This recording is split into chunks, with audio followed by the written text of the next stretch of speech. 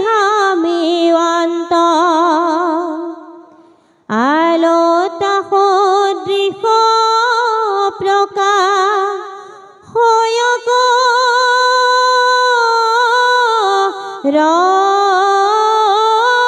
ৰতল দশনখ সমে দিব আলিঙ্গি উজ্জ্বল এ সুবৰ্ণ প্ৰতি আঙুলিত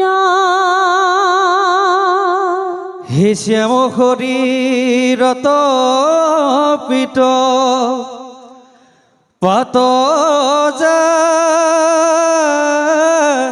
তিস্কাৰ স্নিগ্ধ নীল মেঘে যেন বিদ্যুৎ সঞ্চাৰ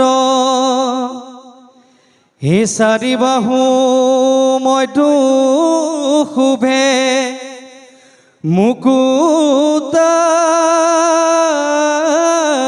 ৰহাৰ হে নিৰ্মল আকাশে যেন শুভে জলধৰ।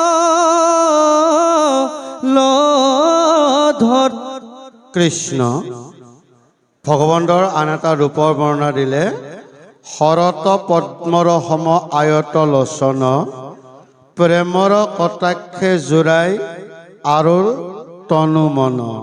ভগৱানৰ চকুজুৰি শৰৎকালৰ পদুমৰ লগত তুলনা কৰিছে। পদুম এনেই নিৰ্মল, তাতে আকৌ শৰৎকাল, কাৰণ শৰৎকালটো এনেই নিৰ্মল। তেওঁ ভগৱানৰ চকুজুৰি এই পদুমৰ লগত কিয় তুলনা কৰিলে? কাৰণ পদুমৰ পৰাই মানৱ জীৱনে ল'ব লগা ডাঙৰ জ্ঞান। পদুম যদিও বোকা পানীত থাকে, পদুমৰ গাত বোকা পানীয়ে স্পৰ্শ কৰিব নোৱাৰে। দ্বিতীয় গুণটো হ'ল পদুম সূৰ্য উদয় হোৱাৰ লগে লগে ফুলে আৰু সন্ধিয়া অস্ত যোৱাৰ লগে লগে পদুমৰ পাহবিলাক জাপ খাই যায়। তাৰ দ্বাৰাই মানৱ জীৱনক কি জ্ঞান দিলে? পদুমে সূৰ্যৰ পোহৰটোৱে ভিতৰত প্ৰৱেশ কৰিব দিয়ে, সন্ধিয়াৰ এন্ধাৰটো ভিতৰত প্ৰৱেশ কৰিব নিদিয়ে। সেইকাৰণে আমাৰ চাৰি বস্তু গুৰু দেও নাম ভকত, অৰ্থাৎ শংখ চক্ৰ গদা পদ্ম। পদ্ম মানে হ'ল ভকতক পদুমৰ লগত তুলনা কৰিছে, কাৰণ ভকতবিলাকৰ স্বভাৱবিলাক তেনেকুৱা হ'ব লাগে। কাৰণ পদুমে যেনেদৰে সূৰ্যৰ পোহৰটোৱে ভিতৰত পৰিব দিয়ে, এন্ধাৰ প্ৰৱেশ কৰিব নিদিয়ে। সেইকাৰণে গুৰুজনাই কি বুলি লিখিলে? কৃষ্ণ সূৰ্য ভৈলন্ত উদিত, নাম ধৰ্ম কৰিলা বিদিত। আমাৰ এই শৰীৰত কৃষ্ণ সূৰ্যৰ পোহৰে পৰিব লাগে। এন্ধাৰ মানে অজ্ঞান, অজ্ঞান মানে অধৰ্ম, অধৰ্মই যাতে আমাৰ শৰীৰত কেতিয়াও প্ৰৱেশ কৰিব নোৱাৰে। কেতিয়া নোৱাৰিব? আৰু তাৰ বিষয়ে এটা ফকৰা আছে। কুকুৰে বিয়া কৰাই বাঘৰ জীয়ৰী, তাকে দেখি ভালুক বোপাই এৰে ঘৰ বাৰী।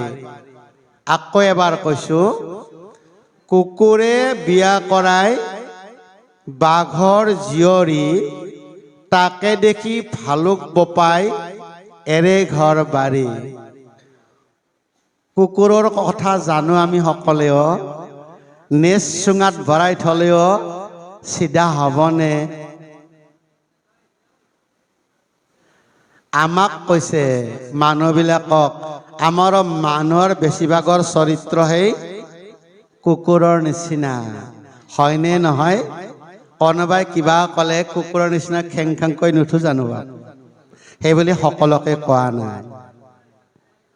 আৰু সেইকাৰণে কুকুৰে বিয়া কৰাই বাঘৰ জীয়ৰী, অৰ্থাৎ মানুহে যদি, মানুহক কুকুৰৰ লগত তুলনা কৰিছে, মানুহে যদি বিয়া কৰাই বাঘৰ বাঘ মানে ধৰ্ম, আমি যদি ধৰ্মৰ লগত মানুহে সম্পৰ্ক কৰিব পাৰোঁ, বিয়া কৰা মানে সম্পৰ্ক কৰিব পাৰোঁ, তেতিয়াহ'লে ভালুক বোপা এৰে ঘৰ বাৰী।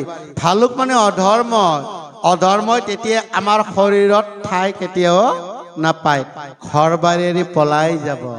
সেইকাৰণে আমাক কৈছে আমি যাতে সদায় বাঘৰ জীয়ৰী অৰ্থাৎ ধৰ্মৰ লগত সম্পৰ্ক যাতে কৰিব পাৰোঁ।